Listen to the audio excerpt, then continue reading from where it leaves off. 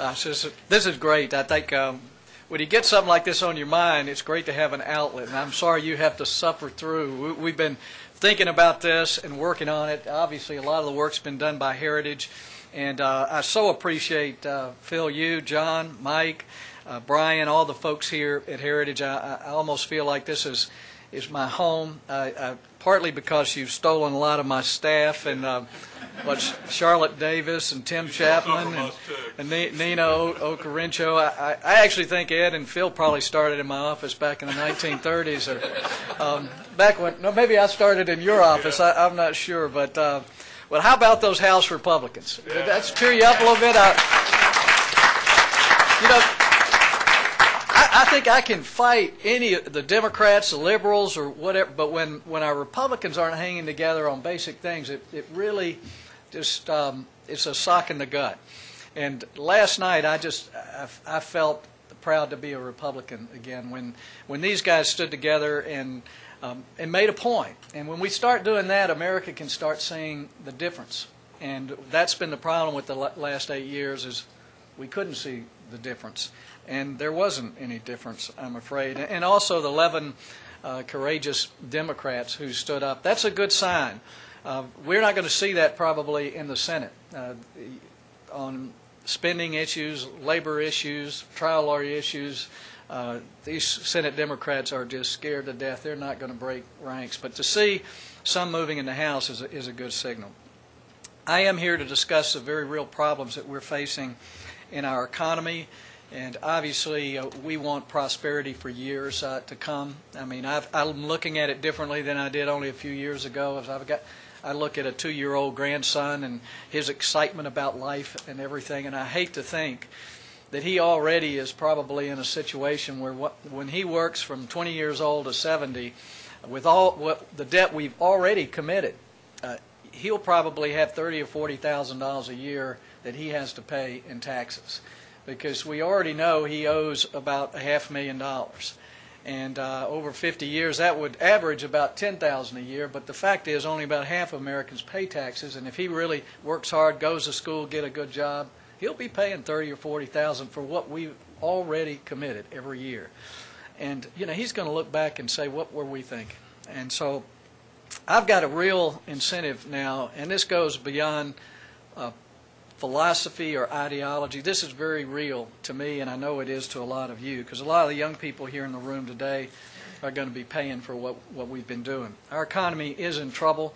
We can't ignore that. The unemployment rate is now over 7% and climbing. Stock markets have plunged. It's jeopardizing the retirement income of seniors. And if any of you have been throwing money in thrift savings accounts and other places, you've seen it probably cut in half in the last year. In the last week, thousands of Americans have lost their jobs. I mean, we've heard from Home Depot and Caterpillar, Microsoft, Boeing, folks we usually don't hear massive layoffs from. So this is very, very real.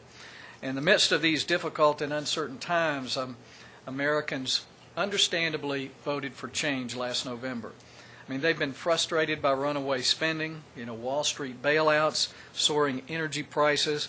They voted for Barack Obama, a candidate who promised to lower taxes and cut spending, increase domestic energy supply, and create millions of new jobs. He ran on a pretty conservative platform. I like President Obama very much. We came into the Senate at the same time. We've worked together on several issues. I know he wants to do what's best for our country. But our economy needs more than just hope in government and empty promises. And I think with this first piece of major legislation, we've learned more about President Obama's real agenda and real worldview than we did from a year of campaigning and political promises. The stimulus bill that's being championed now by the President, which was passed by the Democrats yesterday in the House, is, as Phil said, I believe one of the worst pieces, probably the worst piece of legislation since 1909, when we passed the 16th Amendment to begin to tax work and profits, and a completely backwards way to look at how to tax our economy.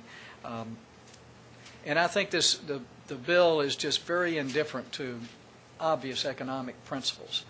So again, I don't see this as a matter of just differences in political philosophy or partisanship. It really is a difference between what we know works and what we know doesn't work.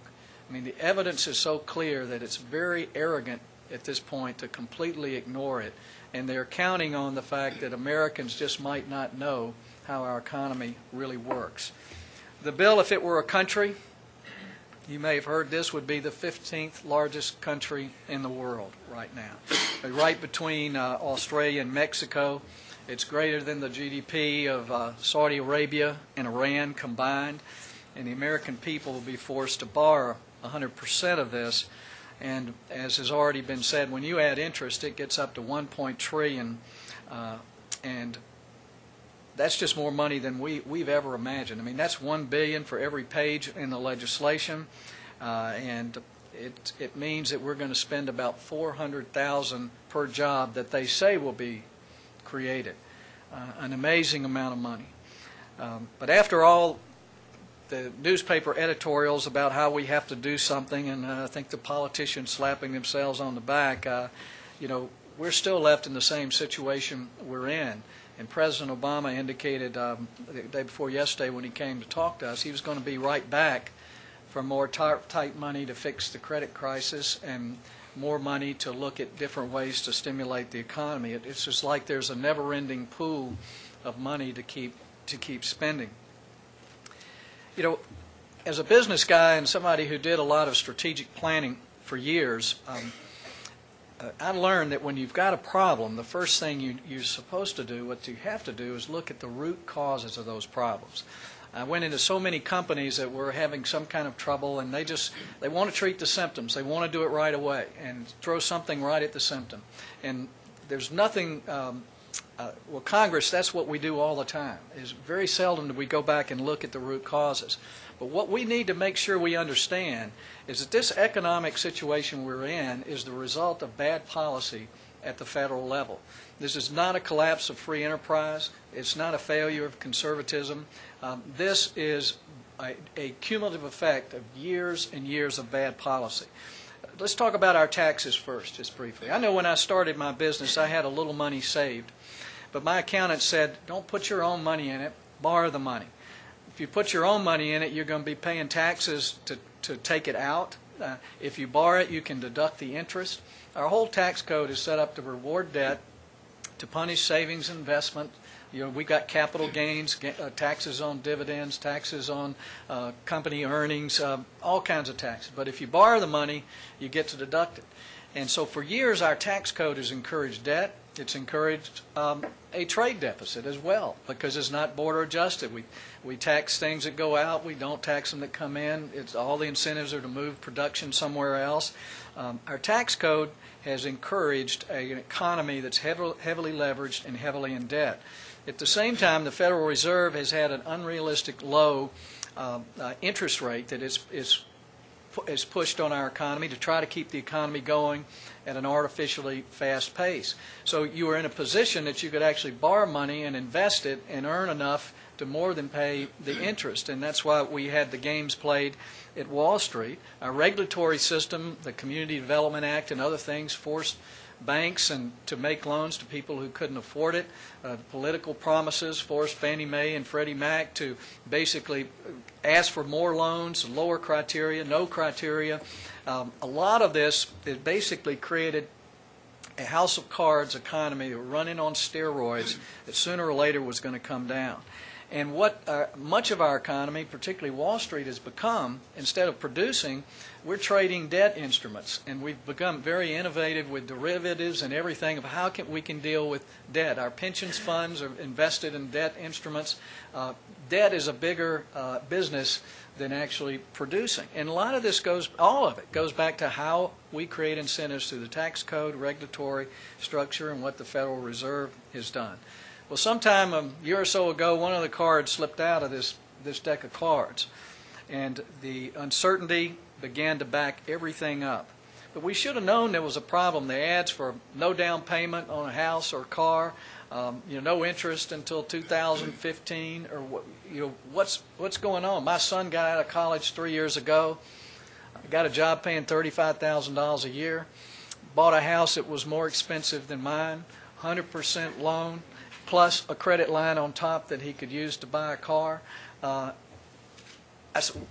remember I had to live in an apartment for 4 years and save up enough money to make a 15% down payment. And so we created a market that was artificially large.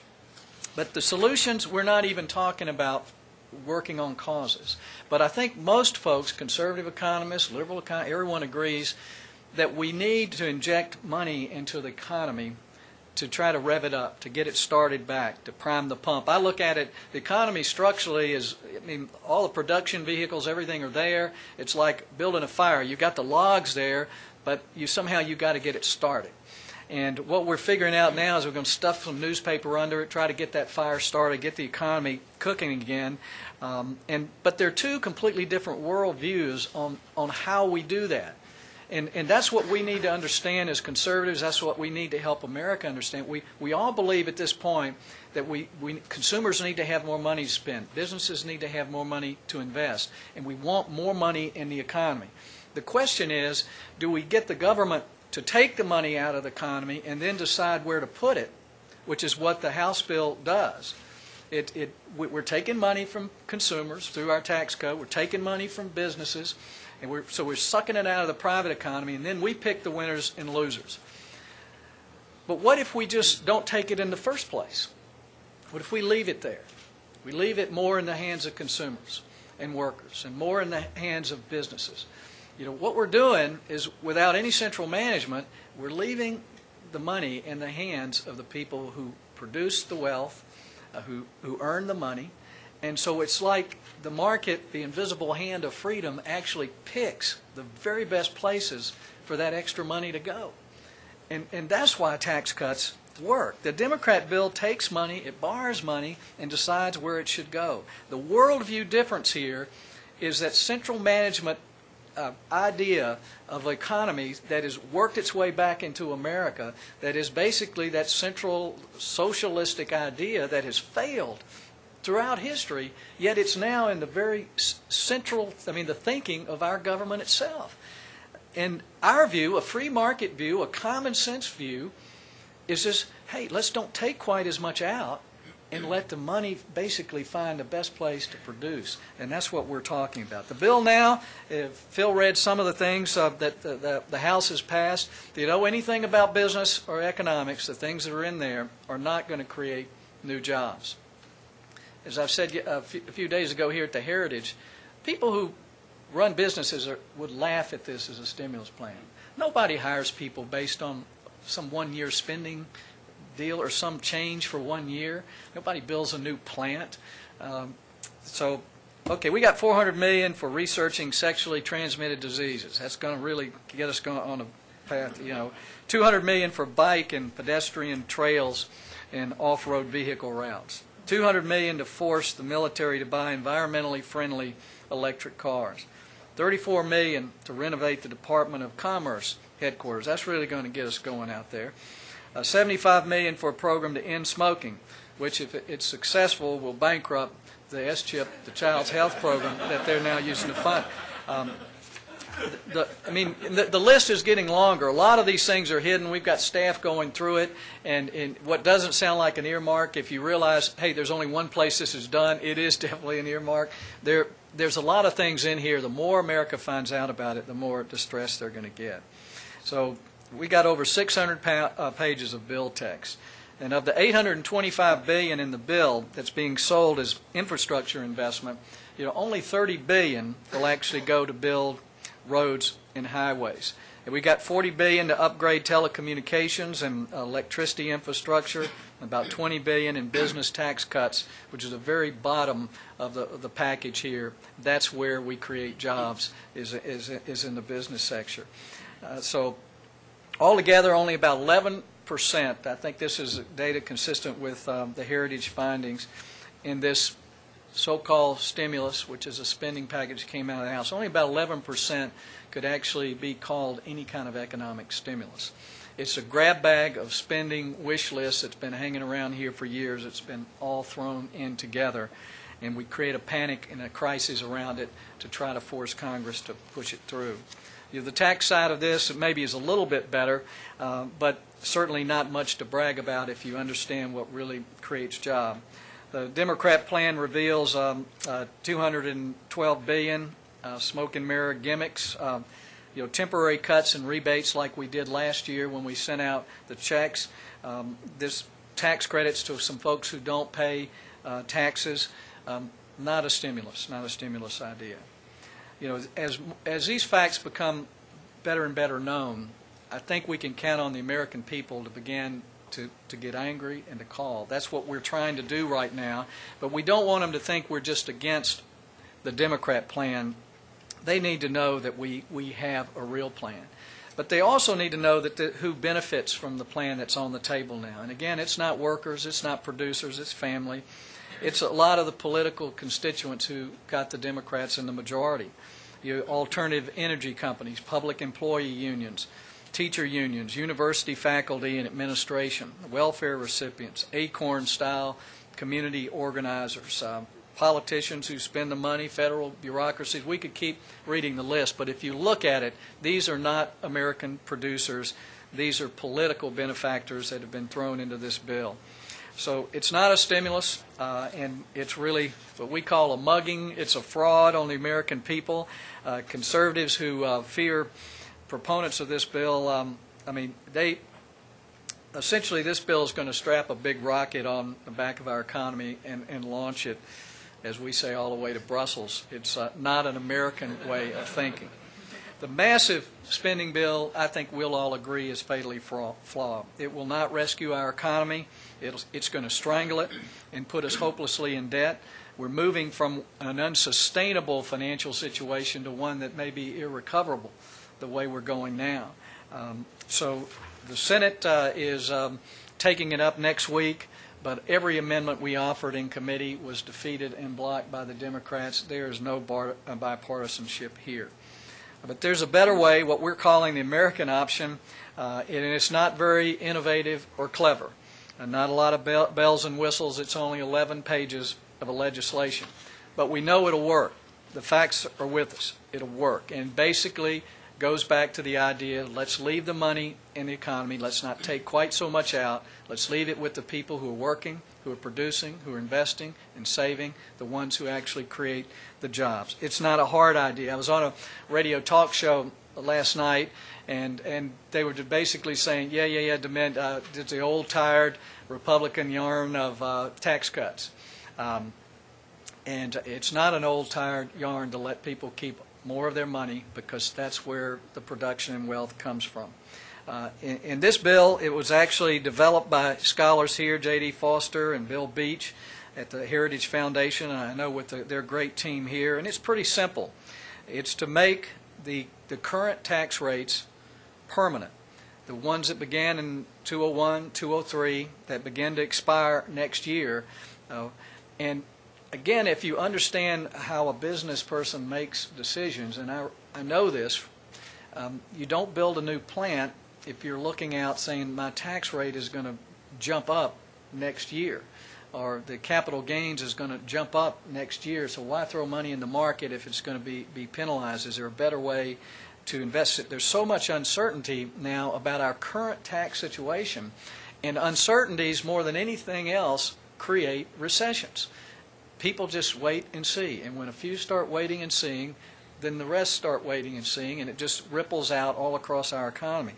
If all we did is the current tax rate, if we could say that's permanent, it's not going to expire, businesses, you know what to expect, and instead of what we do, we might, if you came to a family and said we're going to give you $1,000 1 month and that's it, that's very different than saying we're going to give you $1,000 a year raise. And you have a raise, you can plan. You can look at buying a house because you know what your income is going to be. The same thing works for businesses. If they know they're going to get a lower tax rate over 10, 15 years, they can make decisions. And the second part of our plan is just that. We've got the highest corporate, or close to the highest corporate tax rate in the world. Japan, which has lost their economic prowess because of their tax rate and regulation. Might be a little higher, but I think once you look at our state taxes, we're probably the highest. To lower the top marginal rate for businesses and individuals to 25%. It's something we've talked about for a while. We know we're not competitive globally, and this is something that could stabilize our domestic market and create a lot of predictability long term. But what that would do to investment, encouraging people to put money back in, if they knew the capital gains was going to stay where it is instead of jump up.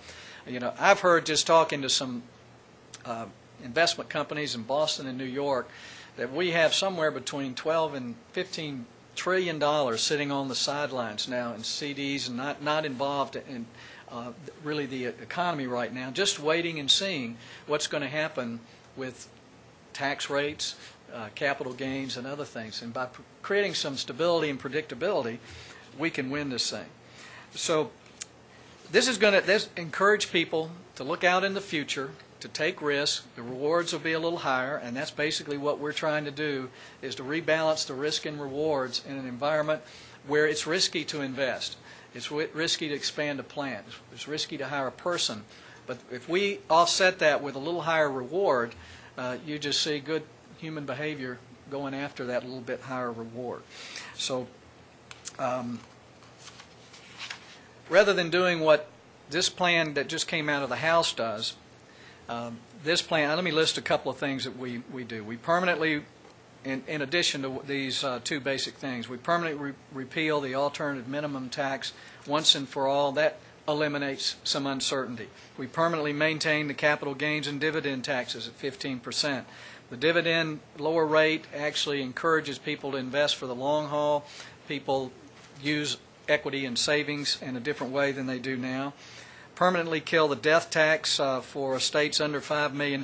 We'd like to eliminate it completely, but this at least lets people know what to expect after 2010. Permanently extend the $1,000 per child tax credit. Permanently repeal the tax or the marriage tax penalty, and permanently limit itemized deductions to home mortgage interest and charitable contributions, to just simplify our code. Now, the Heritage Center for Data Analysis has done a lot of forecasting with this plan, and while the Obama and Democrat plan is looking at maybe 3 million new jobs over 10 years, which I think is questionable, that what we're doing would create 7.5 million jobs in the next 5 years, and probably around 22 million jobs over 10 years. And this is not just guessing. I mean, this is using models that we can predict from what has happened before when these same type of policies were implemented. And this will go on into the future. What we're talking about with the Democrat Obama stimulus plan is very temporary. A lot of jobs will be temporary. We're funding it for a short period of time. There's no way we can come back and keep permanent funding at the $1 trillion level. It isn't going to happen. And so we actually create more uncertainty, temporary jobs in the market, temporary investment, and so the $1 trillion is likely to be more detrimental to the long-term growth of our economy than it would be helpful. But what we're talking about is permanence, predictability, stability that people can really count on. So let me jump here. I know I'm talking too much. Let me just talk about how conservatism fits into this whole idea, because we're hearing a lot that what the Obama and the Democrats have inherited here are years of conservative policy,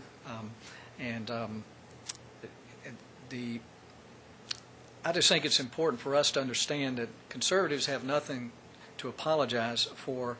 It was not conservatism that pushed Fannie Mae and Freddie Mac to basically make loans, encourage loans to people who couldn't afford them. It's not conservatism that shook down our national banking system by forcing them to make loans to people who couldn't afford to pay them back. And it wasn't conservatism that basically lied to us about how this TARP money, troubled asset money, was going to be used, or conservatism that passed the second tranche of TARP funds. It wasn't conservatism that has handed us another, I think, irresponsible Treasury Secretary. And it wasn't conservatism or our free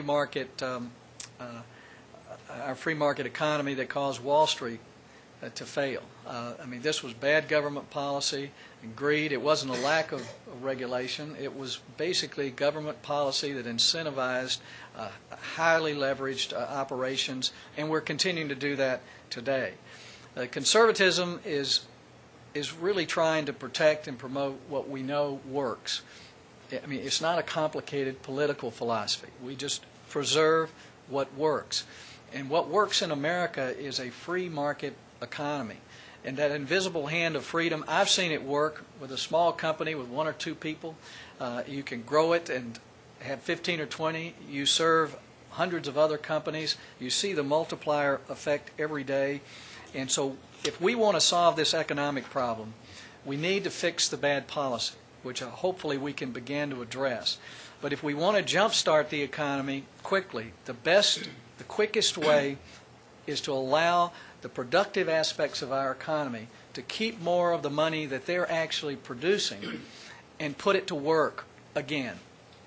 That is not complicated. If you look at what Obama is talking about, and this is what hit me in the lunch that we had with him. He's a magnificent speaker. He's very winsome, very confident, very likable. But as he talked about this plan and how it would work, the complexity of picking where all of this needs to go and what that is going to do, and the unintended consequences that always flow out of government action, it just hit me why centrally managed economies don't work. They've never worked. But that's exactly what we're doing right now. With an incredible amount of money, we're taking money out of the private sector, borrowing against our future, and we're trying to centrally manage the American economy. We can't manage the ecosystem. I mean, we can't manage a dynamic, fast-paced economy like America. We can't even manage the simplest thing that Congress is supposed to do. It's incredible that anyone thinks we could take this amount of money and put it in the right place and have it work without waste and fraud. It won't work. But what will work is let people keep the money that they've earned, let the producers keep it and put it back to work, and that's what this plan, the American Option, does.